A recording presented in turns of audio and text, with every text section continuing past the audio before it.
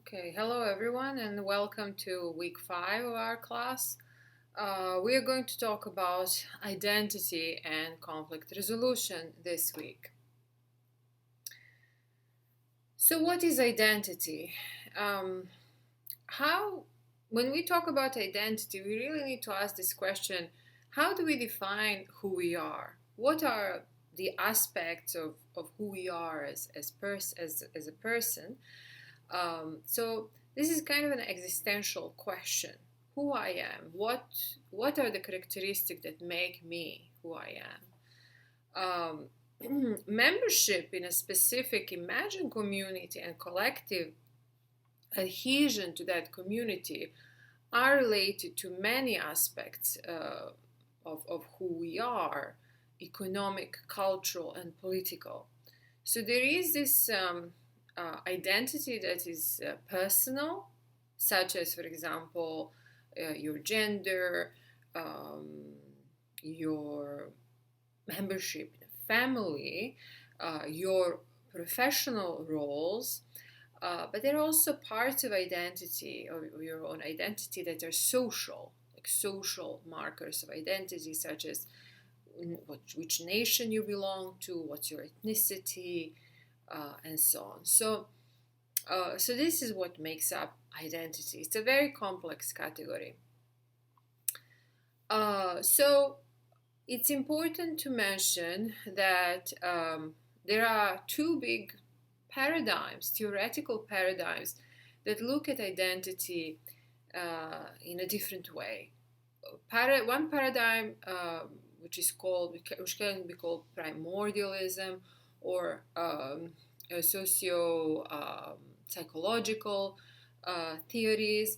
They look at identity as unchangeable category. That's something that's in somebody's blood.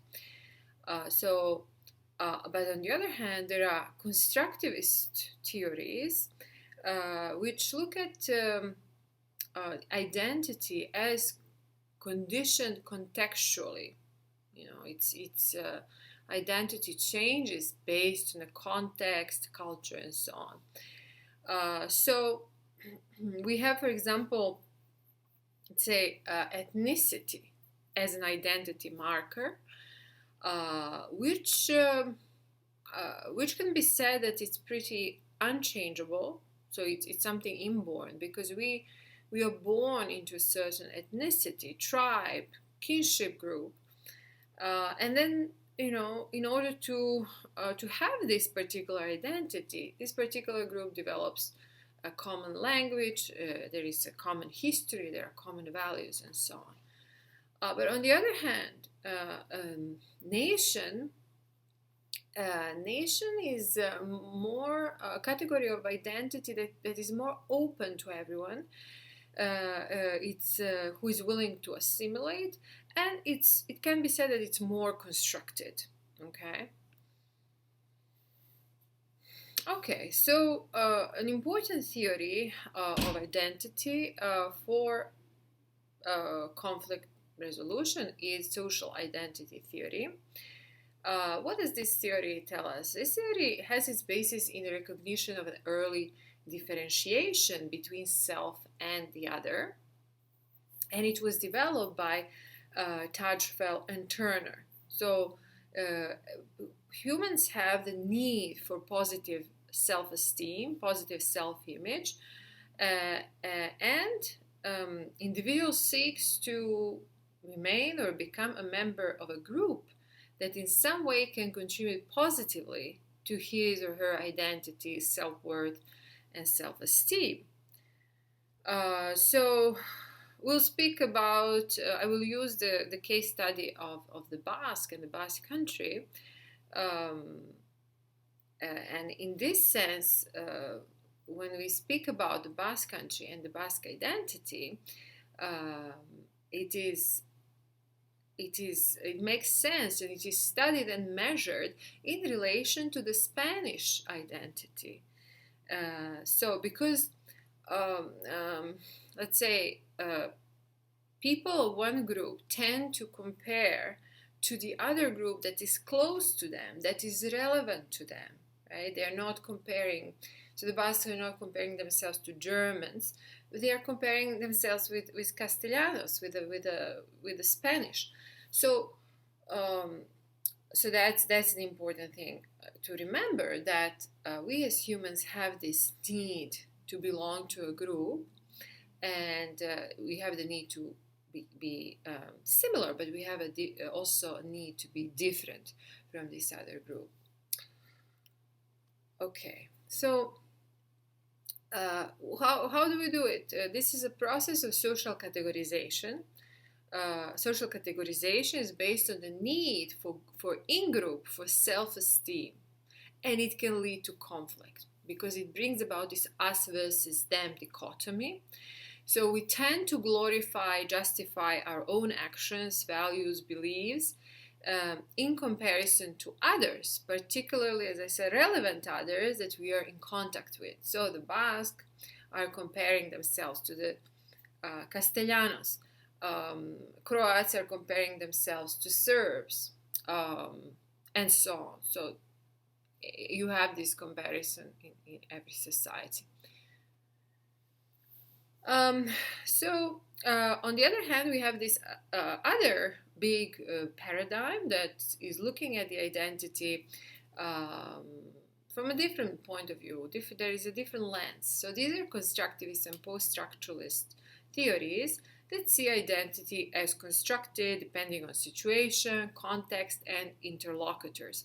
So according to these theories, identity is not fixed, but it's constantly in flux. So identity is basically situated within social and historical context rather than in a cognitive and biological context. It is not inborn, but it is in constant flux. So this is which theory explains identity conflicts better? Well, it depends on the case. It's often the combination of two. Also, these post-structuralist and postmodernist theories are particularly looking into state and structures, institutions that have the power to identify and categorize people. So some of the scholars of postmodernist stream are Foucault and Bourdieu, and they were really interested in how institutions such as educational institutions, nation building institutions, historical narratives, myths, how all of that is used to basically control and manipulate people. So according to these authors, power to control and manipulate people is regulated, is streamed through languages, through discourses, through symbols, through historical narratives, and so on.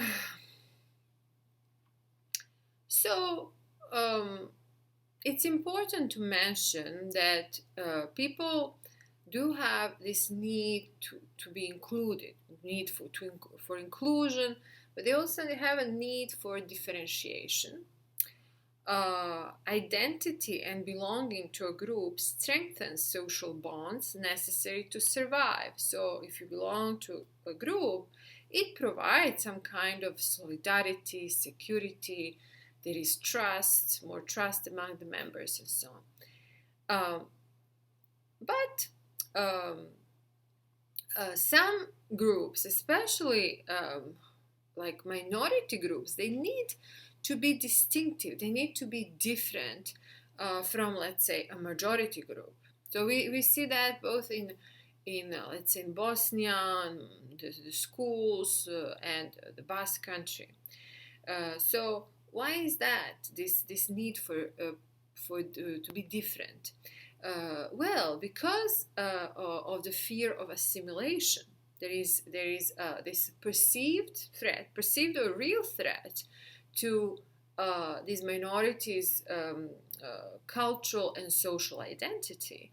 So that's why they prefer to use their own language. They insist on using their own language in schools. They insist on separate classes, and sometimes. So this has to be understood, that it's not necessarily negative, and that some people and some groups, because of the fear of assimilation, have that need to be recognized as different. Okay, so let's now move into the case study. As I mentioned, we will look at the Basques and Basque Country, also called Euskadi. So it's a very interesting study on identity and how powerful identity can be to keep the group members together. So as you can see in this picture, the Basque Country, or how they call it, Euskadi, is an autonomous region, autonomous community in northern Spain. It includes the Basque provinces of Álava, Biscay, and Guipúzcoa, and it has around 2 million inhabitants. Interestingly, the Basque Country, so one part of the Basque Country that we just saw here is in Spain. The other part of the Basque Country is in France. So it's called the French Basque Country, or Northern Basque Country, or in Basque, Iparralde. And so this is one of the examples how nation states have cut off the original ethnic maps that existed before these nation states were formed. So who are the Basques? What is the Euskadi? Well, nobody can explain the origins of Basque with certainty, but humans have lived, at least there are of course the archaeological evidence. There is archaeological evidence that humans have lived in that region, at least 20,000 years BC. So this exactly in that region on the Spanish-French border, where the Pyrenees and Cantabrian mountains intersect. It's a very mountainous region. So there are local cave paintings of horses, goats, other animals dating back to 14,000 BC.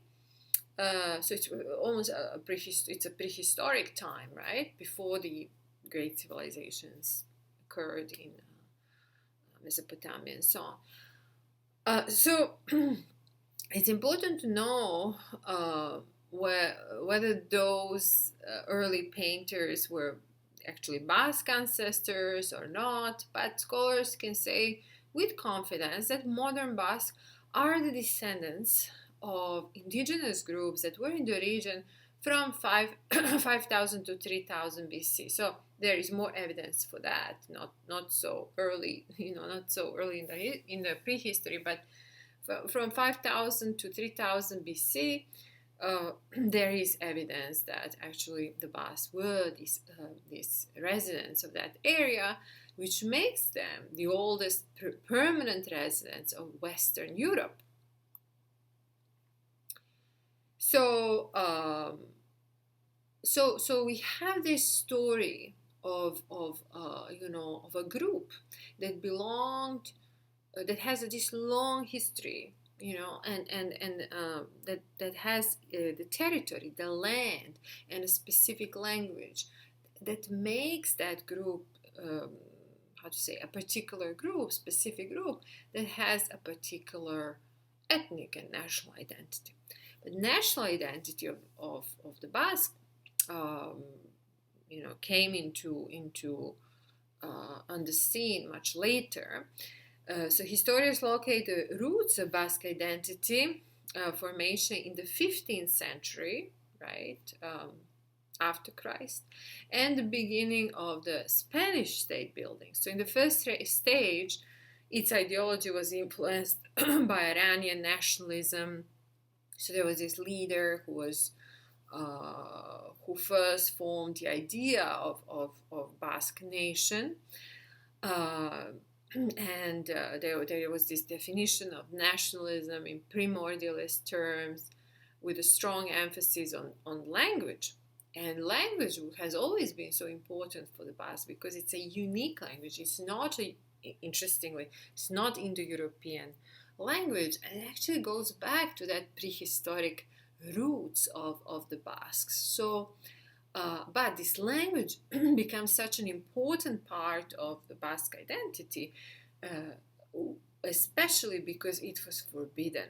It was forbidden to use by the Spanish state. So the combination of political deprivation, together with the industrialization that happened that time, 15th, 16th, 17th centuries, accompanied with a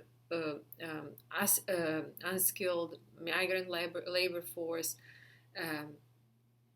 had as a result a very complex and diverse society with different identities. But the Basque identity all of a sudden became so prominent in that particular region. So the key components of Basque identity are territory.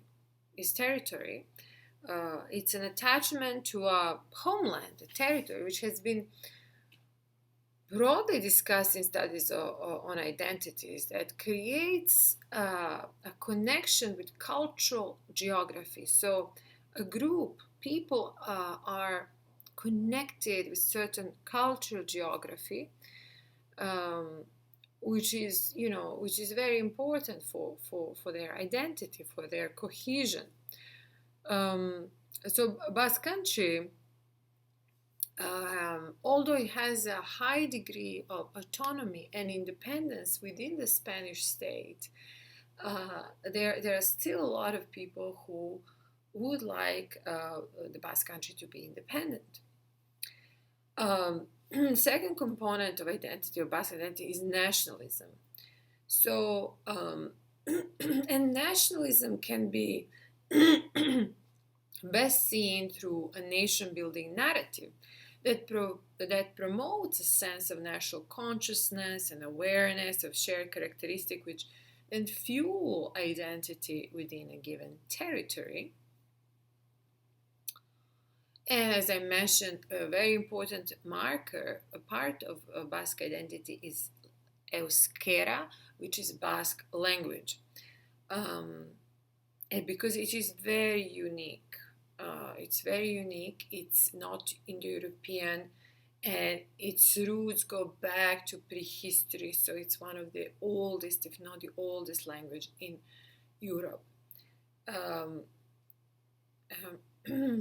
So it's quite indigenous, and it shows the connection, the belonging of the Basque people to that particular territory. And we have the fourth one, which is individual attachment to a territory, ideology, origin, and language, which is also part of the Basque identity. Okay, so an important ingredient of identity is also victimhood. So there are these competing historical narratives of ETA victims and victims of the state, counterterrorism, GAL, paramilitaries in Spain. So apart from this very unique history and belonging to the territory, there is this conflict, there is this issue of victimhood of the Basque, that were constantly oppressed they see it to be oppressed by the Spanish state, and especially during the time of General Franco. They were oppressed, and their language was forbidden, and so on. So there is this important ingredient of the Basque identity, which is based on victimhood. And then, of course, out of victimhood is based on some kind of trauma and grievance. But then, victimhood is also politicized. So it creates this dichotomy of us versus them. And of course, them then becomes Spanish state. So the Spanish state is about, oh, let's forget the past. But there is a lot of victim associations and so on who are actually there to remind the state about what happened. These are the constant contradictions in the system that that last through time and that are rooted in this idea of victimhood, which becomes so important that it becomes part of the identity. Yeah, so another important thing to mention is that there was a particular traumatic event that in the Basque Country that caused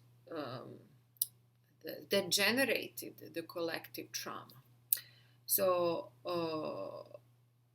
it was the bombing of Guernica, that is a town in the Basque Country, which is like the, let's say, a capital or a center of the government of the Basque Country, of the parliament and so on. Not now, but it was at that time. And it was a culturally very important place because there was this Guernica tree, and that's the place, the gathering place of the leaders of the Basque Country. Since the Basque were on the Republican side, they were opposing the fascists and General Franco. General Franco invited Nazi Germany to bomb Guernica, and that was one of the first aerial bombing, an atrocity that was committed against the civilians in the Second World War. So that happened in 1939. So we can apply Wemmick-Wolkan's theory on this case because Wemmick-Wolkan, and we'll talk more about him later in the class, but Wemmick-Wolkan developed this theory of chosen trauma. And he said that when an event turns into chosen trauma, what becomes important is the fact that the group carries the mental representation of the traumatic event. And it's transmitted, the story about this event is transmitted to the new generations. This leads to identification of the group with victimhood, and this can also become very dangerous. So that's important. Again, another important ingredient of the Basque identity is this chosen trauma, is collective trauma.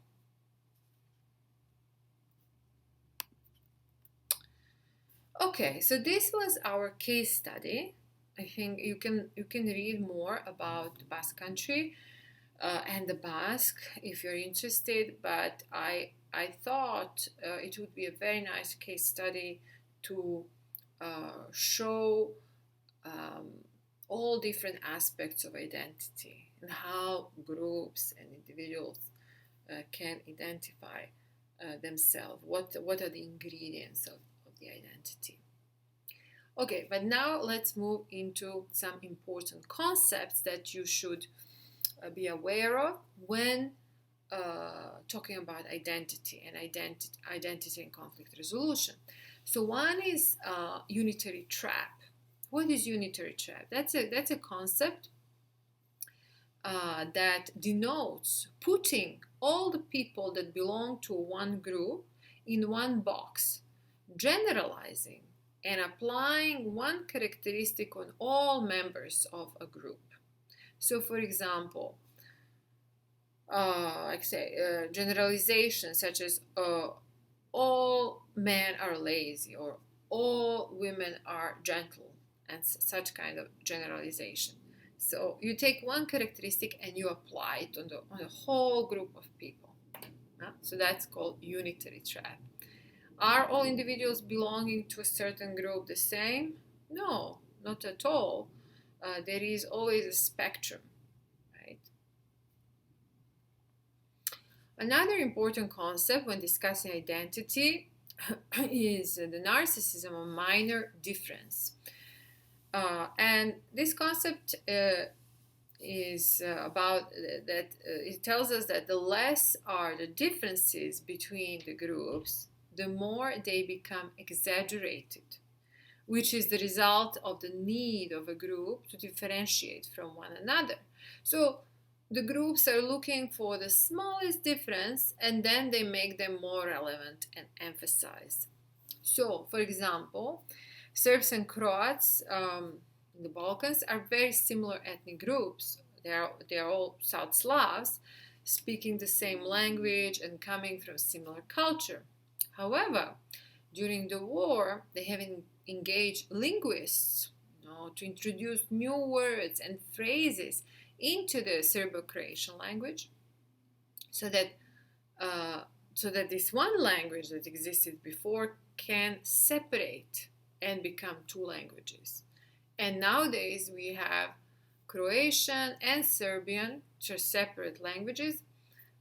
However, they are actually basically dialects of the same language, and Serbs and Croats and Bosniaks can really understand each other without any issue, without a problem.